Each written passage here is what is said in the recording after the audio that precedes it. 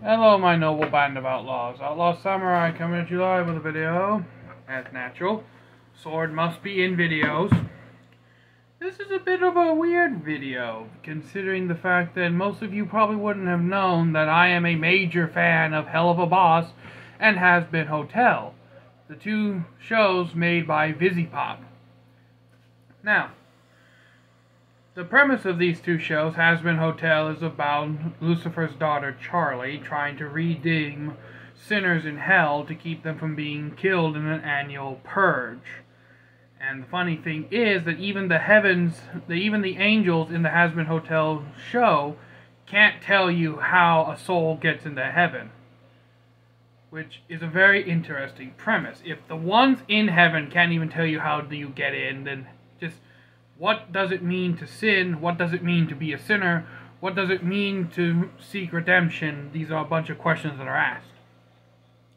Hell of a Boss is much more of your classic, just going around fucking shit up kind of comedy show.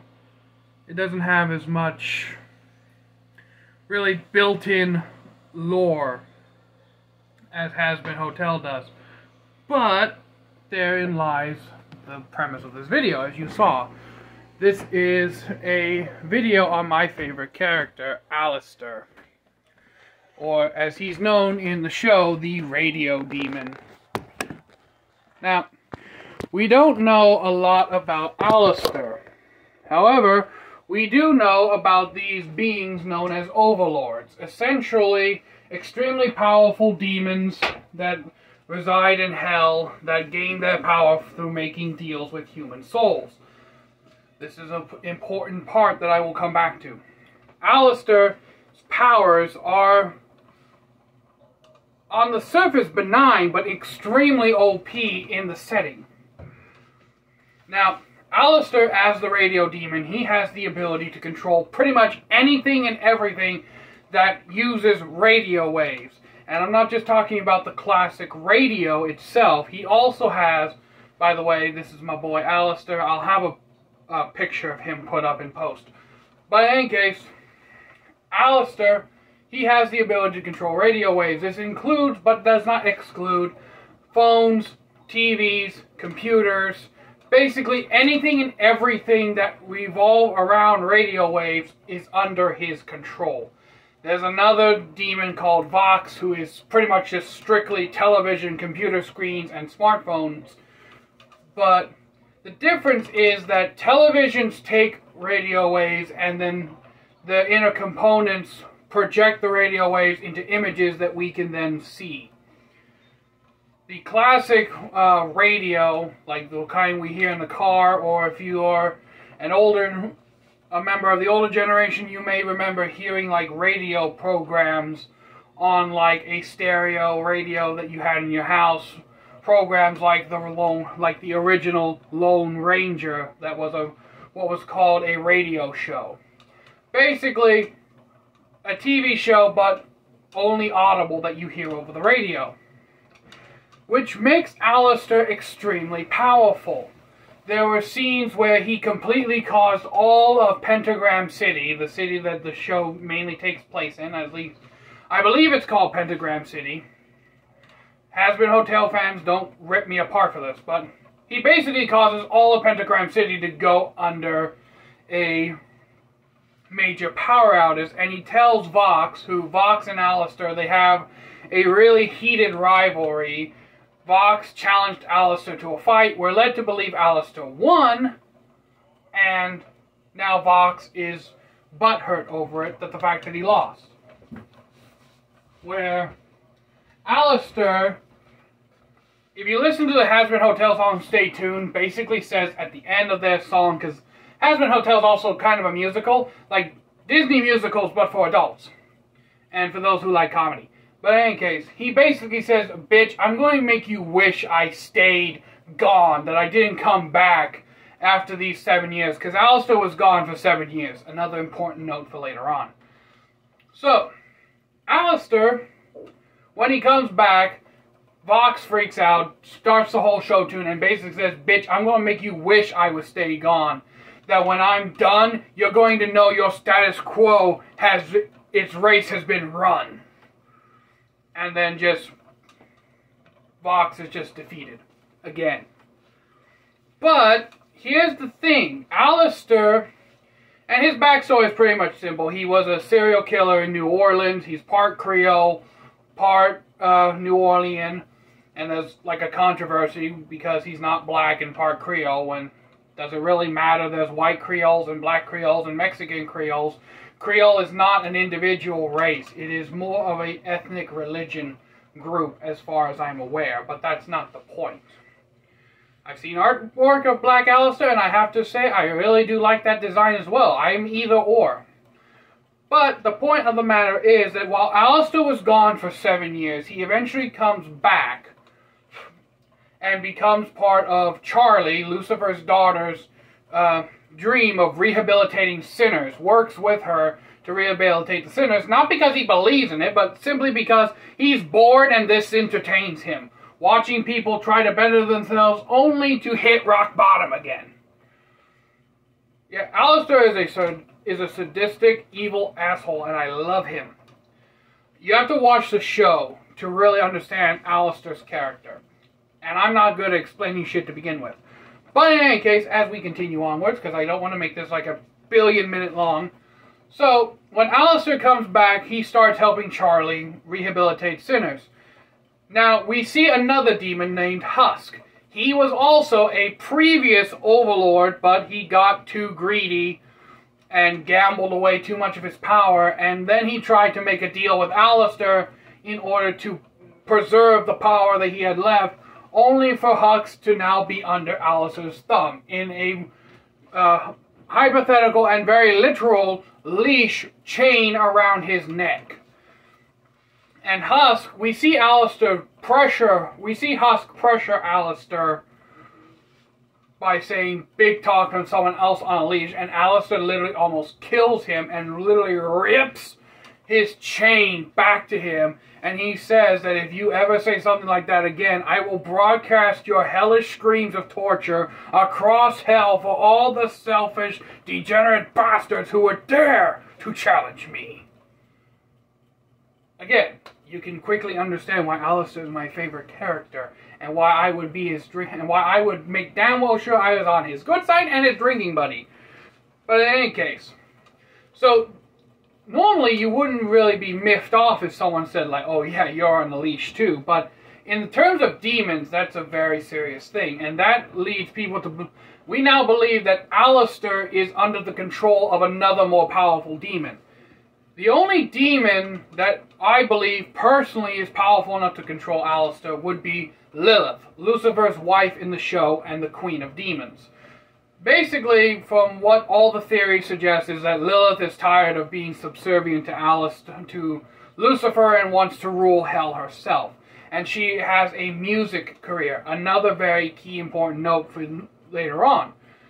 Now, the reason why I am in the group of people that believe Lilith is Alastor's master is two things. One, we see in the pilot episode, which that's a hot topic of its own, that Charlie calls her mother for help. Not 5 minutes later, Alastor shows up at the front door of the hotel offering said help. Coincidence? We think not. Second, like I said before, Alastor is the radio demon. Lilith is a singer.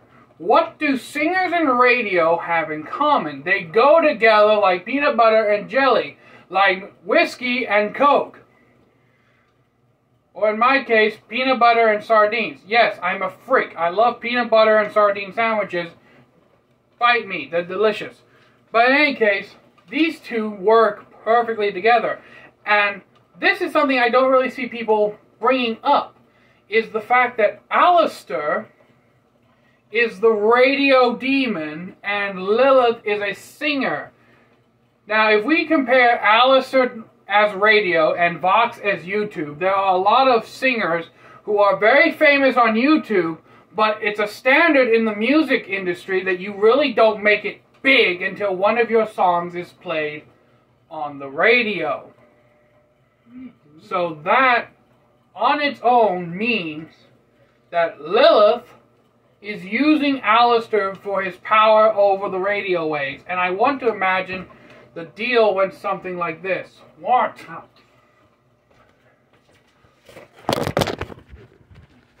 The deal that Alastor made was, because Lilith is the queen of hell, he attempted to basically gain power above his station. Well, Lilith, having centuries more experience than Alastor, basically, in my opinion, was able to trick Alastor, and by tricking Alastor, she robbed him of his power and made him subservient to her. Now, again, I also mentioned that there was a 7-year time skip here.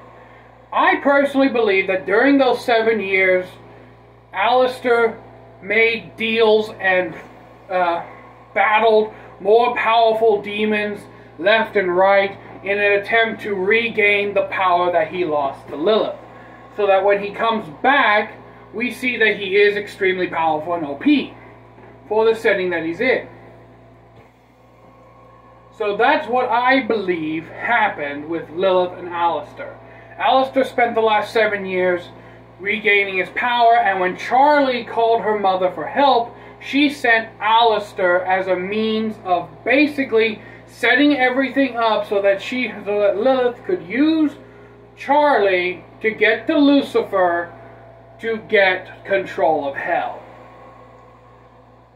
And I mentioned before the radio and singer angle, and this is because Alastor has the ability to broadcast pretty much all over hell, as it's stated in canon. So with Alastor's help, her singing could reach a far greater number of people than it ever did before, because sinners cannot leave the top ring of hell in Hel'Vavas's lore. They are stuck in the pride ring. And Lilith is technically considered the first sinner, the first demon. So she can't leave the pride ring either, as far as I'm aware. I'm not entirely sure if Lucifer and Charlie and the royal family can go in between the rings as they please. Don't quote me on that, but that's the whole thing. Lilith is using Alastor's power to broadcast her music over a wider base to basically garner more power for herself.